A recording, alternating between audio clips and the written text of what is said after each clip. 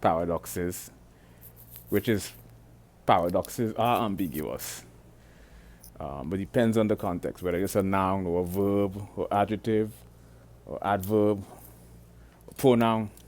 It's a whole different grammatical subject. So paradoxes is based on contradictory, polarity, coexisting polarity or coexisting contrast, a contradictory, like the wave medium, the wave particle duality in light, no commonality whatsoever, side by side.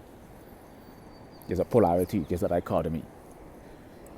Right? Each object or each image has its own distinctive characteristics. But there's a polarity, because juxtaposition is when you place side by side. Incongruity. Incongruity is incompatibility, when two things don't mesh together. Don't mesh together, you know. It's like ice cream and a cigarette lighter. So you see, that's not a polarity, and that's not a duality.